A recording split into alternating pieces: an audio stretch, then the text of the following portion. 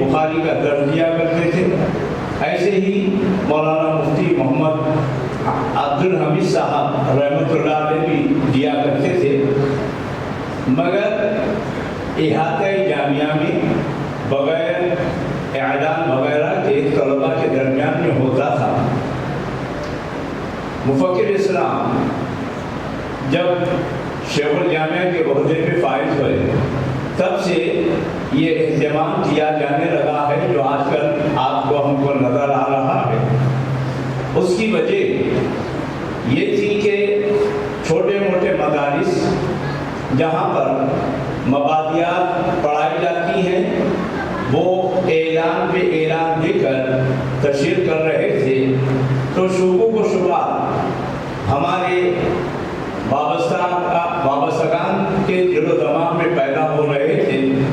اس کا جواب دینے کے لیے یہ اہتمام کیا گیا ہے. ساتھ ہی ساتھ جامعہ یہ چاہتا تھا کہ ان کے وابستہ حضرات ہمیشہ وابستہ رہیں اور جہاں پر سالانہ جلسے میں اور اس کے موقع پر اور دیگر مواقع پر ان کو یاد کیا جاتا ہے یہ خاص موقع پر ان کو یاد کیا جائے کیونکہ ختم بخاری پر درس ختم بخاری پر جو دعا کی جاتی ہے وہ اللہ رب العزت کے یہاں بڑی مقبول ہے. اس لیے ان کو شریک کرنے کے لیے یہاں پر بلایا جاتا ہے. اور آپ جانتے ہیں عند ذکر الصالحین تنزل الرحمہ جہاں صالحین کا ذکر ہوتا ہے رحمتوں کا نزول ہوتا ہے. تو یہ صاحب بخاری کے ساتھ ساتھ اصل میں حضور صلی اللہ علیہ وسلم کے احادیث مبارکہ کا ایک سلسلہ ہے. اس لیے آپ کو طلب کیا گیا اور آپ کو ان دعاؤں میں شریک ہونے کا موقع عنایت کیا جا رہا ہے. عزیز سامعین آپ کو یہ بھی بتانا مقصود ہے کہ یہاں پر درس کا اہتمام کیسا ہوتا ہے, درس کیسا دیا جاتا ہے. کیا خالی عبارت خوانی لفظی ترجمہ کر لے کر نکل جاتے ہیں یا وہاں پر کچھ نکات اہم باتیں بیان کی جاتی ہیں. بیان کرتے ہوئے یہ بتایا گیا ہے کہ جس طرح ہم اولیاء اللہ سے علماء اور صالحین سے ان کی زندگی میں فیض حاصل کرتے ہیں ان کے پردہ کرنے کے بعد بھی ان سے فیض حاصل کیا جا سکتا ہے, کیا جاتا ہے. یہ ہمارے طلباء کے ذہنوں میں تو ہے. آپ سامعین کو بھی یہ معلوم ہونا چاہیے کہ ہم ان سے استفادہ کر سکتے ہیں. اس کے طریقے ہیں وہ طریقے یہاں پر سکھائے جاتے ہیں. اگر جیسے کہ ایک مشہور واقعہ ہے بانی جامعہ علیہ الرحمہ فتوحات مکیہ کا جب درس دیتے کبھی رک جاتے تو وہاں پر ان کی ایک مریدہ تھی. تھوڑی دیر ان کے رکنے کی وجہ تلاش کرنے کے لیے مراقبے میں گئی تو دیکھتی ہے کہ خانہ کعبہ کے پاس سے لے کر یہاں تک کہ نور کی لائن ہے, نورانی چادر ہے.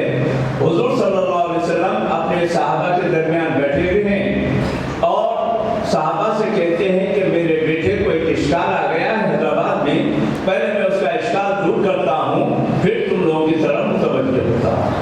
یہ وہی دلیل ہے.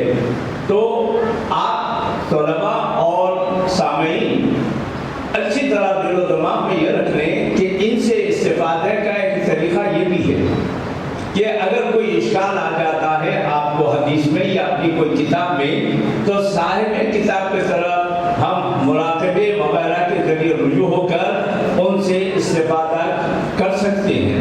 ایسے بہت ساری آپ کو مثالیں ملیں گی.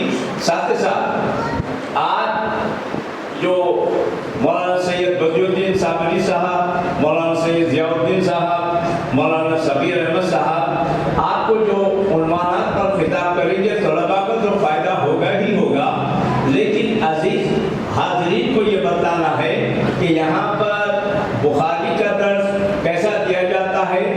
کیا اس کو سکڑ کر یعنی تجرید بخاری کے عنوان پر سکڑ کر مختصر سا بیان کیا جاتا ہے یا کیا کیا اہم نکات بیان کیے جاتے ہیں. لوگ بخاری کے نام پر بہت کچھ کرتے ہیں لیکن ان کو بخاری نہیں آتی ہے بخار آ جاتا ہے، بات سمجھ میں نہیں آتی، بہت سارے اعتراضات کر دیتے ہیں۔ الحمدللہ ہمارے یہاں ہماری جامعہ میں تمام اشکالات جو قیامت تک کے پیدا ہو سکتے ہیں بخاری کی روشنی میں اور اسی طرح دیگر احادیث کی روشنی، کتب کی روشنی میں، تفسیر کی روشنی میں ان اشکالات کا جواب بچوں کو سکھایا جاتا ہے۔ اگر وہ توجہ رکھیں تو ان کو وہ بات سمجھ میں آ سکتی ہے۔ سوال کا رنگ الگ ہوتا ہے لیکن جواب وہی ہے۔ جیسے کہتے ہیں پرانی بوتل ہے شراب، نئی بوتل ہے، وہ جو خمر ہے وہ پرانا ہے۔ ایسا ہی نئے انداز میں اشکالات پیدا کیے جاتے ہیں، اور اشکالات کا جواب آپ کے جامعہ اور جامعہ سے فارغ ہونے والے طلباء، یہاں کے علماء اچھی طرح جواب مثبت دیتے ہیں۔ آپ انشاءاللہ ملاحظہ فرمائیں گے، آپ تمامی حضرات کا دل کی گہرائیوں سے ادارہ استقبال کرتا ہے، آپ کو اہلاً و سہلاً کہتا ہے۔ وما علینا الا البلاغ وآخر دعوانا ان الحمدللہ رب العالمین۔ ایک چیز بھولے جا رہا ہوں، دو باتیں، ایک مولانا صبیر صاحب سے ہے، دوسری طلباء سے ہے۔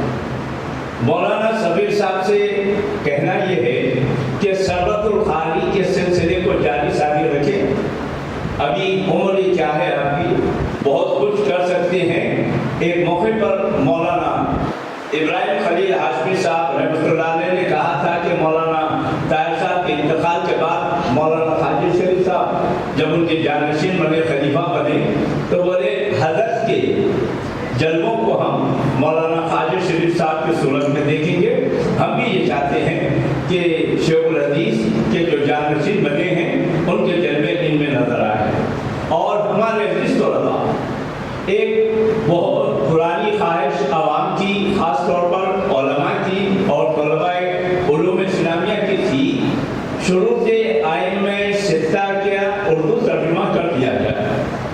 بڑی کاوشوں کے بعد الحمدللہ ان طلباء نے عمدہ انداز میں، بہترین انداز میں اس کا ترجمہ کیا ہے، جس پہ 2-3 حضرات نے نظر ثانی کی، کچھ رہی صحیح کمی کو دور کیا۔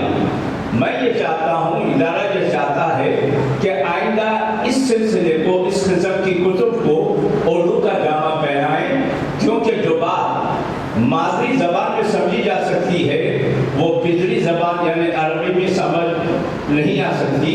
مگر کوشش یہ کرنا ہے ہم طلباء کو کہ عربی کتاب کو عربی سے سمجھیں، عربی مطالب کو عربی سے سمجھیں تو نکات سمجھ میں آتے ہیں۔ کسی نے کہا ہے قرآن عربی میں ہے، ترجمہ اردو میں، انگریزی میں، ہندی میں، مراٹھی میں میرے لیے کیا گیا ہے۔ احادیث کی کتب عربی میں ہے، اس کا ترجمہ اردو، انگریزی وغیرہ میں میرے لیے کیا گیا ہے، لہذا قرآن و حدیث بہت آسان ہے۔ یقیناً آپ کے لیے کیا گیا ہے، آپ کسی کو پہنچانے کے لیے آپ کو یہ نہیں دیا گیا، آپ اپنے حد تک رکھیں۔